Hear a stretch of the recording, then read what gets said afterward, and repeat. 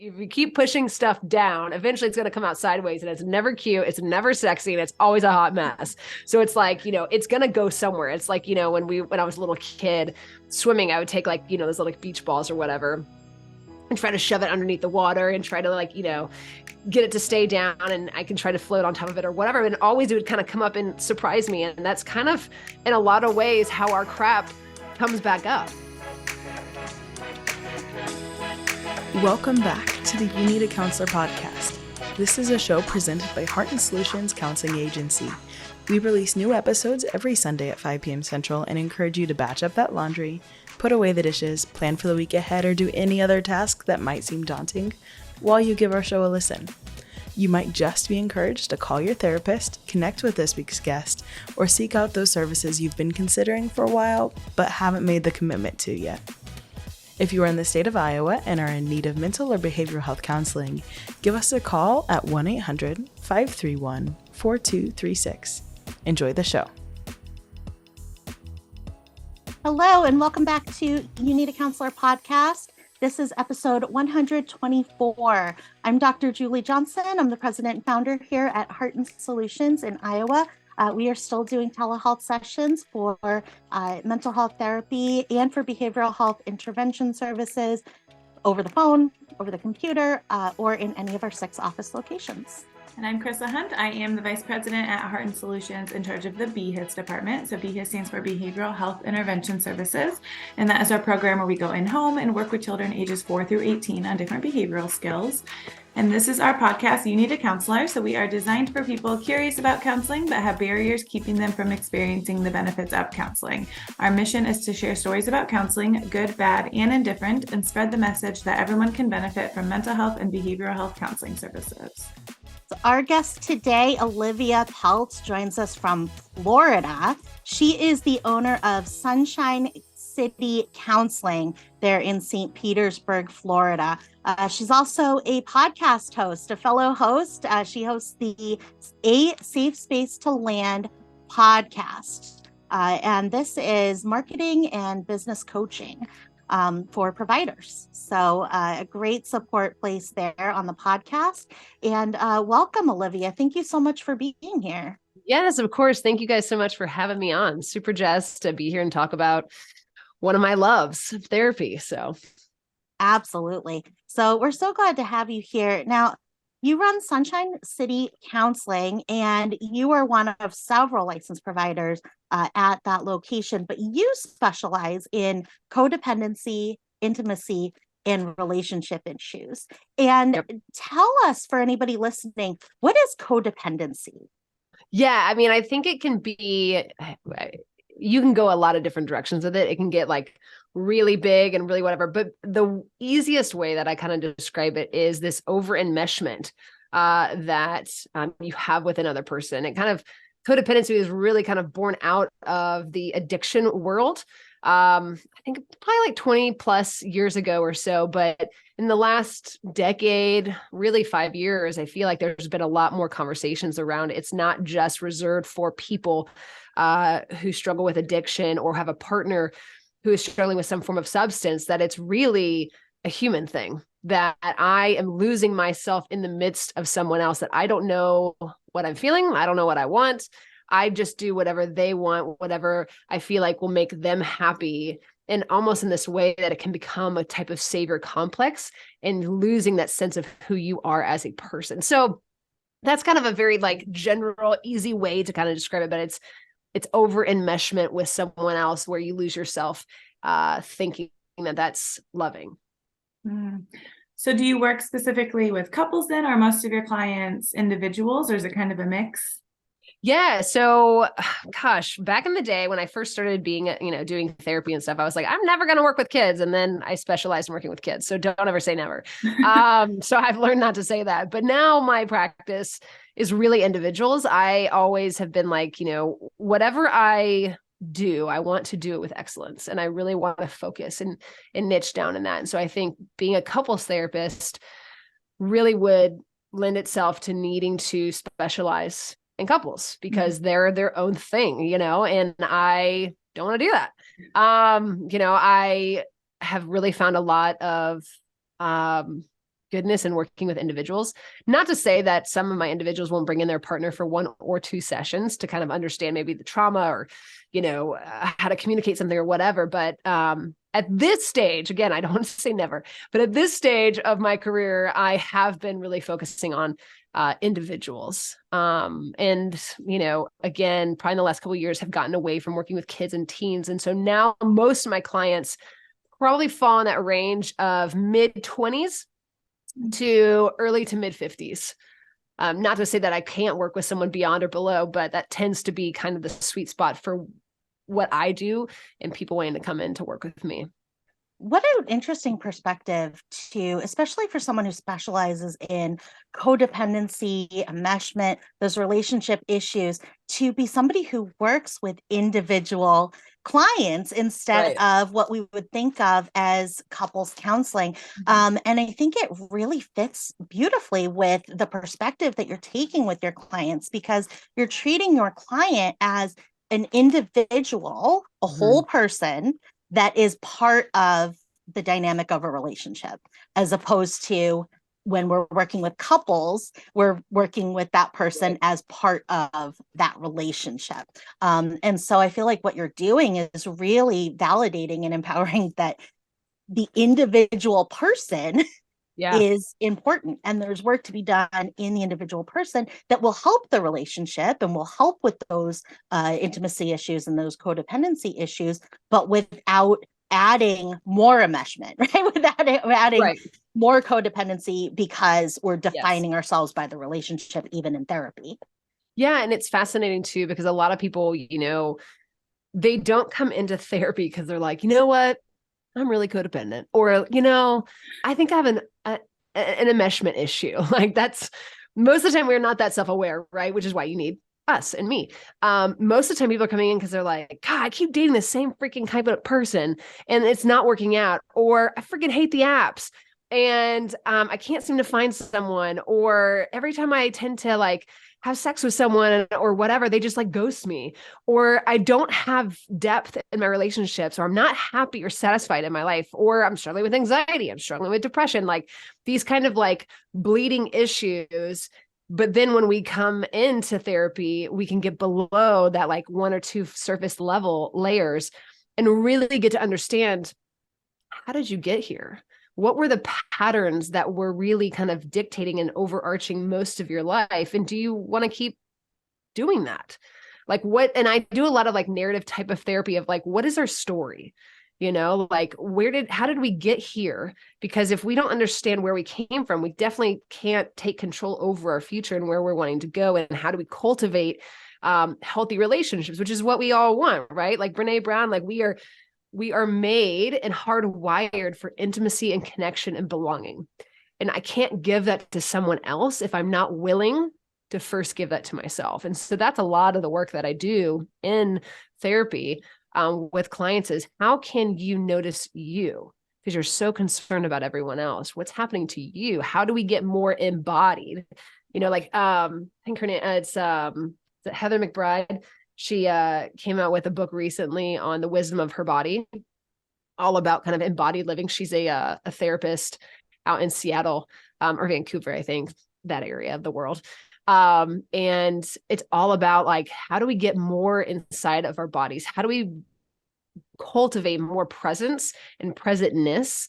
I always tell folks, I'm like, we can't just outsource our healing to everyone else around us and be like, but you didn't see me or you didn't notice me. It's like, we are, as humans, like I am my first witness. So if I am trying to push that off onto someone else and then wanting to blame them, I am giving all my power to them, which is a lot of like the dynamics that happen in relationships. It's like, they're not doing what I want, or they're not doing this or whatever. And it's like, well, what are you doing? How are you showing up in the relationship? Why do we make this exchange where we give away our power in hopes that that's loving, or that they'll return it in the way that we want them to return it? Because it never works out that way, but we do it. But it's in recognizing those things. And then do we want to shift and change? And that's really hard. Absolutely. I mean, those behaviors that we repeat because we expect a certain outcome. We expect that we will be received in a certain way.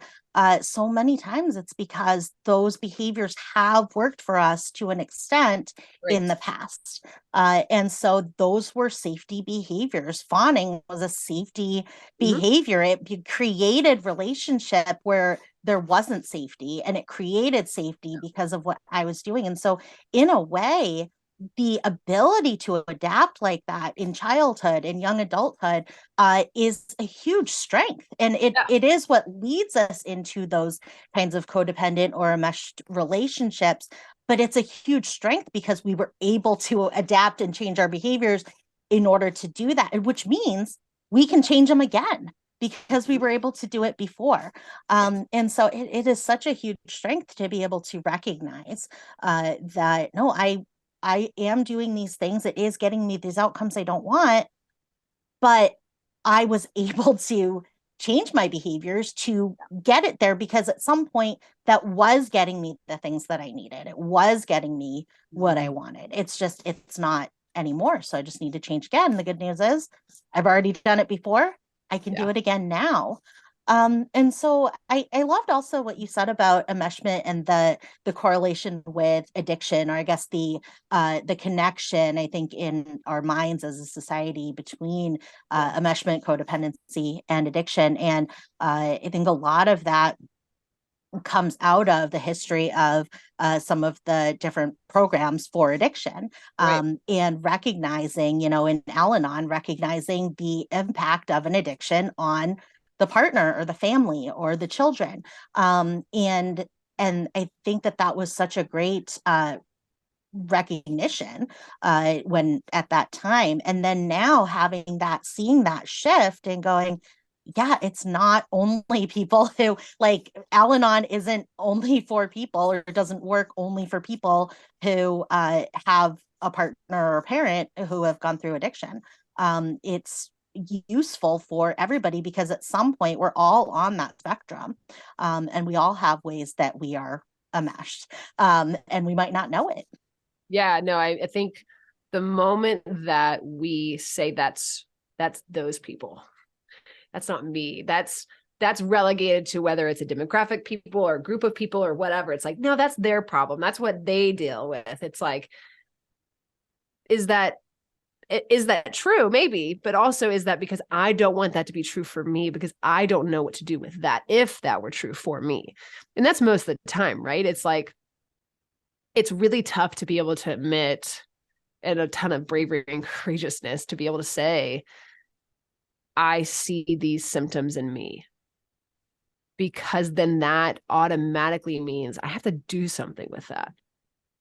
Or I have to work really hard to repress and to shove that down and to try to escape it, which, it's like, I always tell people, I'm like, if you keep pushing stuff down, eventually it's going to come out sideways, and it's never cute. It's never sexy. And it's always a hot mess. So it's like, it's going to go somewhere. It's like, when I was a little kid swimming, I would take those little beach balls or whatever and try to shove it underneath the water and try to get it to stay down, and I can try to float on top of it or whatever. And always it would kind of come up and surprise me. And that's kind of, in a lot of ways, how our crap comes back up. It's like, you can try to outrun it. You can try to escape it, and you might for a little bit.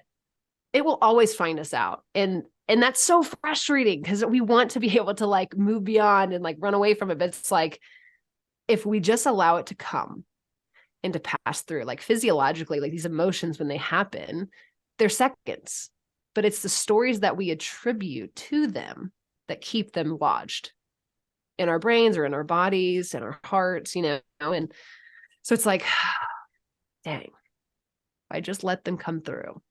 But that takes an immense amount of vulnerability, an immense amount of courage and bravery to be able to admit those things. And it's far easier to point the finger and to shove it off on someone else. That's their problem. That's her problem. That's whatever. I don't deal with that. It's like, well, if you didn't, why are you trying so hard to convince me? But cool. I believe you. That's fine, so.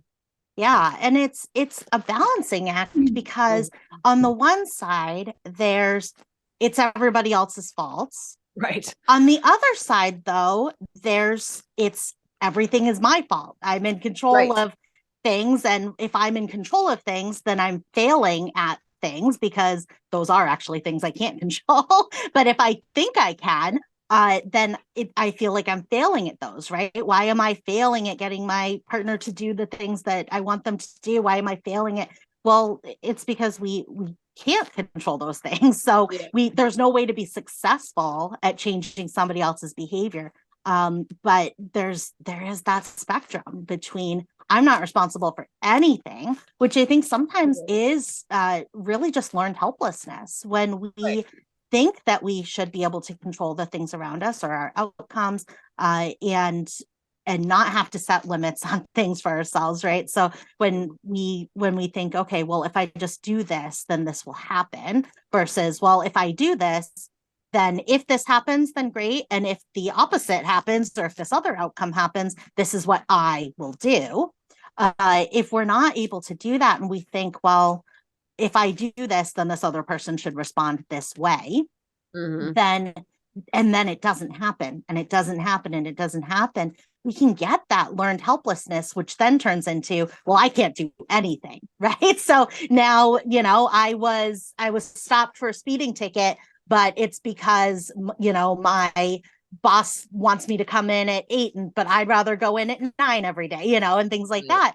And a lot of times that can feel so frustrating as somebody, experiencing that, because it feels like, well, I'm not trying to blame other people. It's not, it's helplessness. It's learned helplessness coming through. And I love your beach ball example, because it pops up in all these different ways. And I always think of Play-Doh, like those Play-Doh fun factories, right? It'll come out, but if we just process it through, it's out of the machine, and it's gone, and it's done with. So I think those are such great examples. So tell us about the savior complex, the hero complex. I think a lot of people, especially high achievers, with high anxiety, I think a lot of people with those kinds of symptomology and challenges that come with it can identify with this hero complex, this temptation to want to solve things that are not ours to solve. Can you tell us more about that? Yes. And I will self-disclose. I will tell you some stories about me, because this was kind of my introduction back in the beginning of college. So many moons ago, of what codependency was. I had no framework or understanding. If you would have said that word, I've been like, what are you talking about? But I became friends with this girl at the beginning of college who, just had so many different issues, mental health stuff that I was 100% not equipped to deal with. I had no understanding. I grew up very much in a conservative, privileged little bubble that, I was like, eating disorders and self-harm and trauma. I'm like, what are these things? Right. And just had no concept. And so, and I also had a really difficult time for a long time in high school and middle school, making really close friendships with females. And so anytime that I would make a good friend in a female, I held on for dear life, and wanted to be the very best that I could, and wanted to be the bestest friend. And in my mind, that meant no boundaries, which what are boundaries at that time, right? When you're 14 and 15. And so, but in college, it really that friendship devolved into me trying to function for her and for myself. And also thanks to her, she was like, I think you should go to therapy. Yes. So I went to therapy, and my counselor was like, sounds like codependency. And I'm like, no, what is that? And so that really kind of set me on this trajectory, though, for the next probably decade, honestly, of understanding my pattern of wanting to solve things for people. And really that boils down to is over functioning in relationships, of functioning for myself, but also functioning on behalf of the other person. And so then I would find myself in different friendships where they were more victim-y or more helpless And it was a perfect match for me because I am a high achiever. I'm a 3 on the Enneagram. If you know the Enneagram, like I'm like, let's get shit done. And I love it, And so, but it was also to my detriment because then I was like, why do I feel like I care more than they do? Why do I feel like I love them more than they do? Why do I feel like I value the relationship more than they do? Like, what the heck? And so learning those pieces about myself of like, I think about, if you can't tell, I'm very visual in terms of like how I think about things, but I think about a table, and I'm sitting on one side and my friend or partner, whomever it is sitting on the other side. And I bring my stuff to the table, like all my baggage, all my junk, or the issue that I'm dealing with at the particular time. And I, or a fight that we might be having or whatever, and I put it down on the table. And they do the same thing. My pattern historically was always to say, you know what? It's okay. It's okay. It's okay. Don't leave. I will take it all and I will figure it out. Things that aren't even mine, that like, I'm like, it's okay. Like, you didn't mean to. It's fine. I'm the problem. It's cool. I'm just going to take it all and do the thing. That obviously leads to a whole lot of issues on the back end of things where I'm enabling that type of behavior, whatever it might be. And I'm not calling, and I'm not honoring myself, nor am I honoring them, nor am I loving them in that way of calling them to the table and to say, hey, I love you and this is not okay. It doesn't have to be a but, to negate the former. It's an and. It can be both. And so that I find with people who are struggling in relationships, that comes up a lot, where this over functioning, because we, in our minds, we think, and I definitely have too, boundaries are not loving. If I truly love someone, I will do anything. I'm self-sacrificial. It's unconditional love. It's all these things. It's like, no, I'm a human. It's not my job. And also, I'm a human. Like, that weight is way too much for me. There's absolutely no way that I can ever fulfill that role for you. I will always lose and you will lose and the relationship will suffer tremendously. And so when I think about that table, I also think about the different parts of myself and how, even in looking back in my childhood, that overcompensating, that overfunctioning, and how that kind of came out of even my perception of my relationship with my parents. I'm one of 5 kids, all of these types of things. And so growing up into being an adult and recognizing there were parts of me that I banished, that I said, you're not welcome here because you hurt me. You can't be here because you betrayed me. Like, these different parts of me. And really, it's that little Olivia inside of me that just so desperately wants to be invited to the table. And so how can I extend compassion to that part of me? Because whenever I find there's conflict within myself or in relationships or whatever, it's almost always a result of me banishing, disregarding parts of me as bad.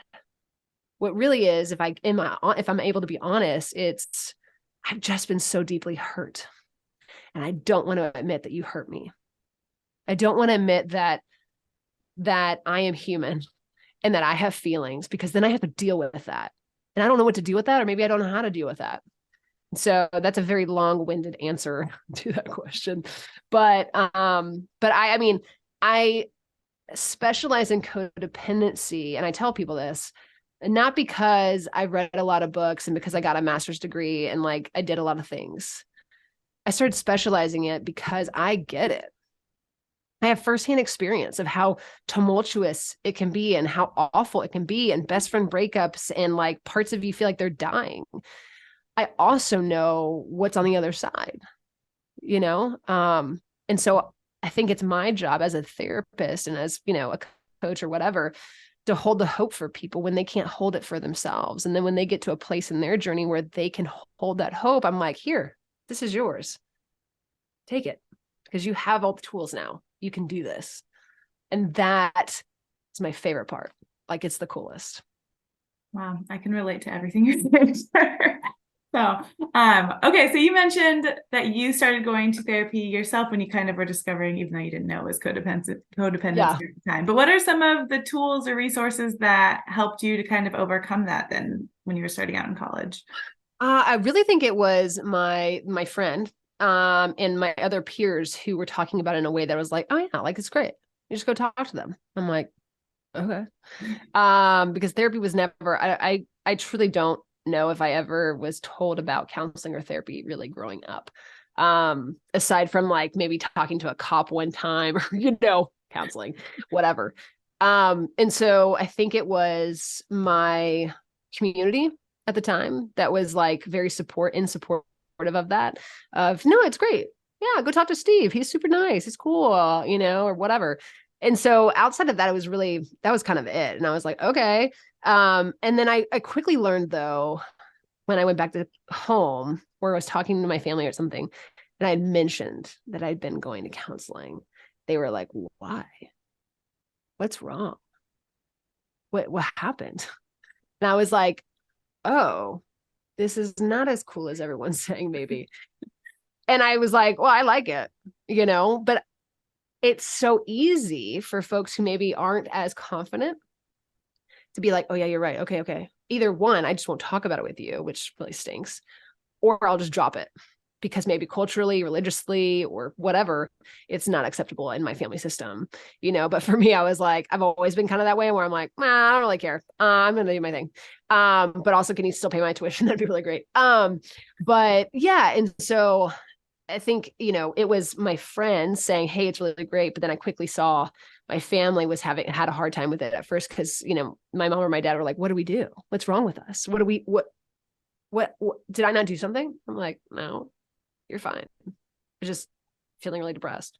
I don't know. So yeah, that would be, I think community was, I probably would not have gone until, or maybe I would have, but it would have to have gotten very bad.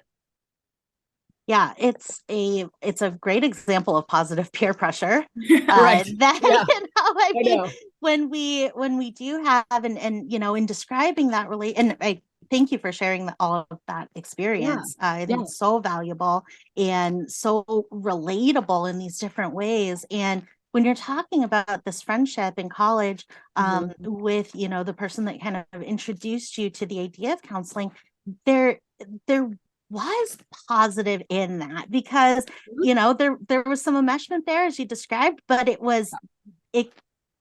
they said, hey, counseling is great. You're like, okay, yeah, totally, counseling sounds great.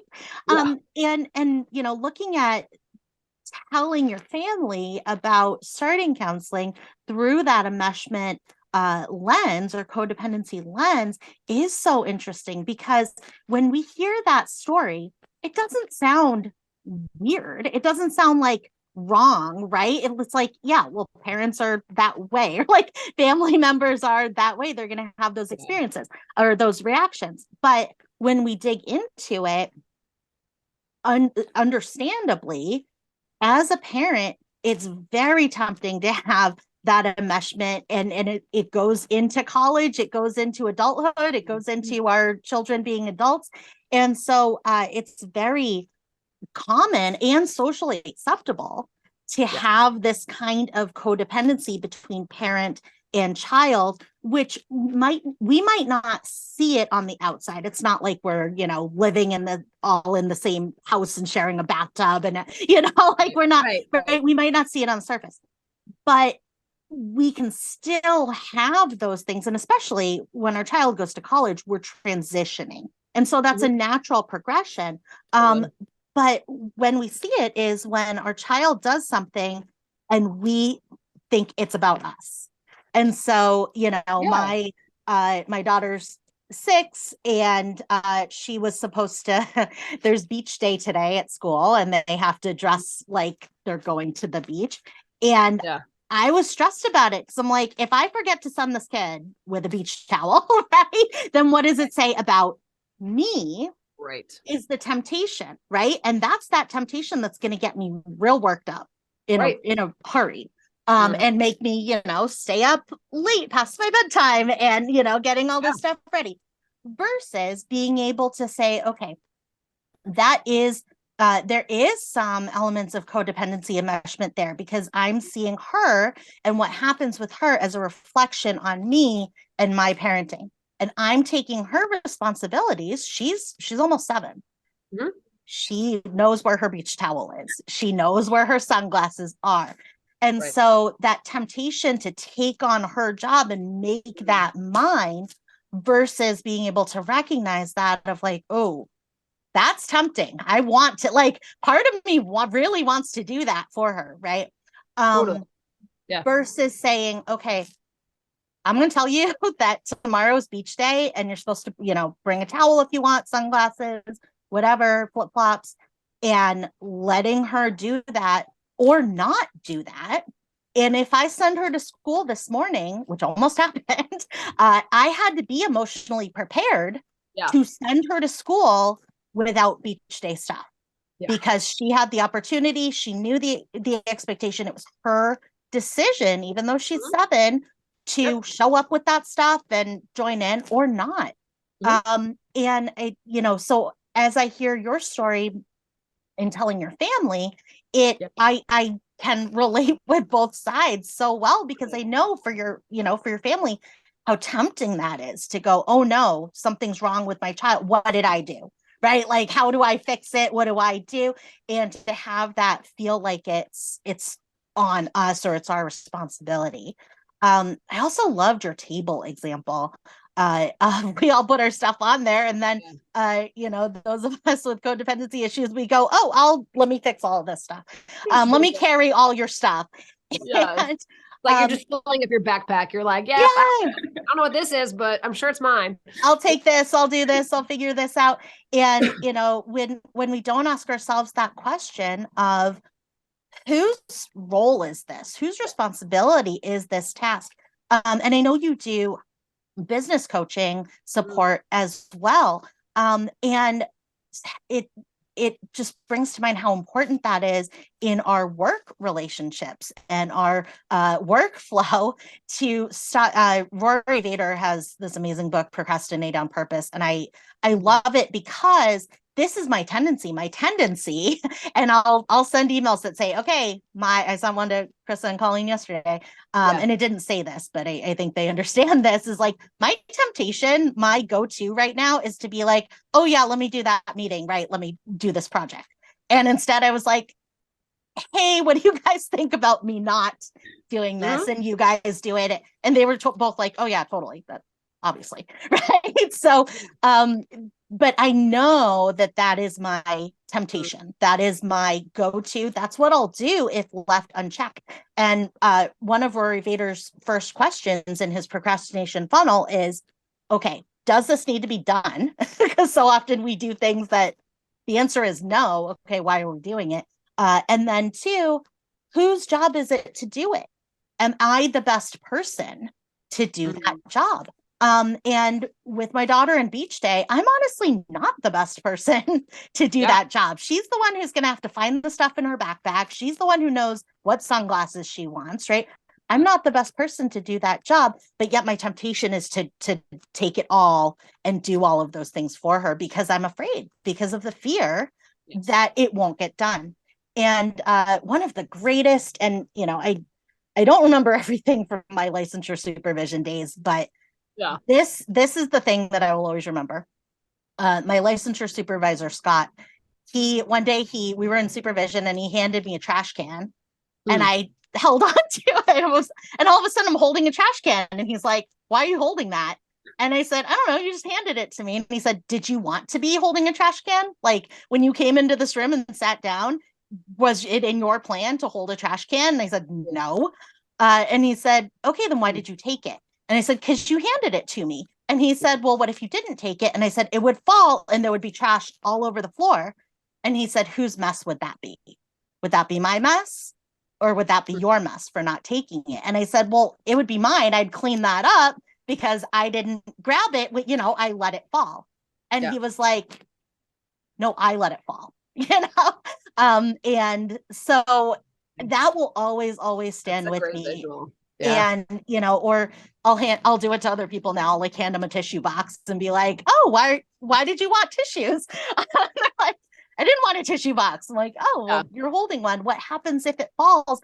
And he literally made me he handed me the trash can like 3 more times and I took it every time. And then sounds like something I would do. I'd be like, yeah, here you go. And then he handed me the trash can and he was like, don't take it. And I didn't take it. And the trash went all over the floor, like apple cores. It was gross. Yeah. And he was like, now leave that mess there until I clean it up. And I mean, just being able to experience that, that's powerful. That's in my head all the time because I know that it's my temptation. And I think what you're saying about, being able to identify in ourselves that this is my go-to, this is the way that I will, like, unchecked, I will do things. And then be able to put those pieces in place, put those questions to ask ourselves and those ways of funneling the information so that we do the intentional action instead of the default action of, oh, let me do everything. So I just think your table example is so great, and it really, in my mind, adds to that trash can situation. I don't know how to use that trash can situation. That's good. I like that. Well, and one of the things too that I often think about and utilize in the work that I do with clients is, what is the story that I'm telling myself? Because a lot of the times things get really big, really fast, it gets escalated, it gets whatever. And it's like, oh my gosh, I'm so overwhelmed. And it's like, 1, what is the story that I'm telling myself? And then 2, what are the facts? Like, what is actually true in this situation? Because I don't know about anyone else, but for me, when there's like spaces of unknown, I will assume the crap out of it. I'm like, oh my gosh, they hate me. Oh my gosh, they think I'm this. Oh my gosh, and it's like, I don't know. It's possible, but I don't know for a fact that they think I'm an idiot, or that they're thinking that I'm dumb, or they're thinking that I just don't care. They're thinking whatever. I don't know for a fact. So, okay, I can either choose to ask them, hey, do you think I'm an idiot? Or do you think that I'm this? Or I can rest in that security of the relationship, if there is that security of the relationship. And so, but I find that those 2 things are really helpful of like, what's the story that I'm telling myself, and what do I know to actually be true? Because it's going to be far less than what you think of, like, well, I know this. I'm like, is that for a fact? Like, would you like bet a lot of money on that? Well, no, I'm just guessing. I'm like, okay, so it's possible it might not be that way. Well, you don't understand this person. I'm like, maybe possible they could change too. You know what I mean? So I think that that's really helpful as well. Anytime you can slow down your process, of like, what am I feeling right now? What's the story I'm telling myself? And what is actually true? I love that. Looking for the evidence, the actual evidence. And also, I think so many times we pull from past experiences and we call that evidence. And so we think, well, this person's going to be angry with me if I do this. And we pull from past experiences where people were angry with us when we did something like that. And we call that evidence, but it's a different person. And right. Then we go, use that behavior. If I'm going to advocate for myself, and I'm going to tell family members, like, don't kiss my baby, right? Like, if I'm going to tell family members, don't do that. And my great aunt Myrtle was very offended when I said that to her, right? And said, that's my great grandbaby. I'm going to kiss that baby if I want to, right? And that didn't feel good when they did that. And now I have the tendency to go, oh, that did not go well. Now, when I see my cousins, and I ask them, like, please don't kiss my baby. Are they going to have that same reaction? And so then we have that tendency to not want to do it.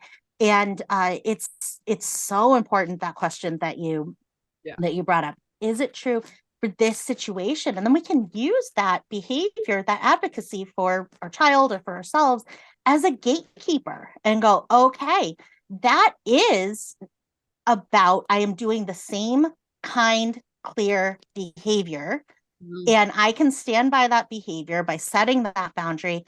And now I know, okay, great aunt Myrtle did not respect my boundary. She did not respect my authority as a parent of this child. She did not respect my boundary.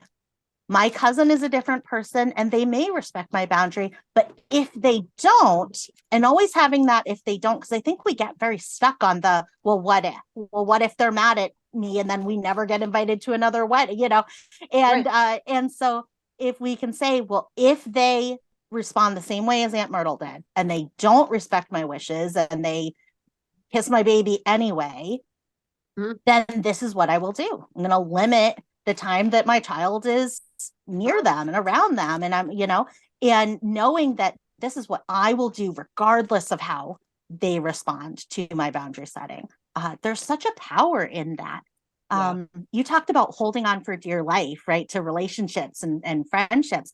And I think it is such a great phrase. I mean, that when you said that, when you're saying these phrases, they just paint these mental pictures because that there's that fear of trying to replace that friendship. And if we're not confident in the fact that, well, if I make friends with somebody in my class and then they turn out to not be respectful of my boundaries, then I can make other friends that will be respectful of my boundaries or will be supportive of the things I'm doing in my life. And if I don't have that confidence that I have those skills, then I am going to hold on for dear life because there's this scarcity feeling of like, that's the only friend I'm going to make here at college, right? Versus, no, I know that there are other people out there that want to be friends with me, that do want to support me and do want to hold these, respect my boundaries. And so there's a lot of that learned helplessness, but then on the other side of it, there's that feeling of competence, building those skills so that we know what we will do when the person, no matter what the other person does. Exactly.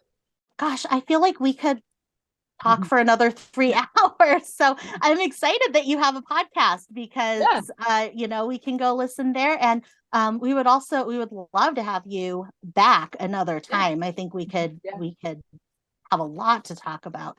We can talk about attachments because that's the other thing that I love working with is I do a lot of attachment work. So that could start too. That will be wonderful. We would absolutely love that. So now if you could give a suggestion to somebody who might be on the fence about starting counseling, what suggestion might you give that person? Yeah, I think even you asking that, it makes me think of a conversation I had with someone recently where they were feeling really stuck. And I had heard this from someone, I forget who, but I was like, we'll make up a situation because it'll make more sense. I was like, on one hand, you're fearful of doing some really deep work and going back to your past and understanding how you got here, right? And on the other hand, though, you're terrified that if you don't do that, you're going to lose your relationship. I said, either way, there's fear. It's just a matter of how much are you willing to pay and at what cost. So it's never going to be, I'll go to therapy when I feel great, or I'll go to therapy when this. It's like, there's going to be fear on either side, either right in front of you or right behind you. And usually the one right behind you is the one that we're ultimately the most afraid of losing, whether it's a relationship or a status or perception of whatever. It's like, okay, am I willing to pay that cost and not going and being stuck and paralyzed in this moment? Or am I willing to step into that fear in front of me, knowing that that is going to be temporary and knowing that it's not going to kill me?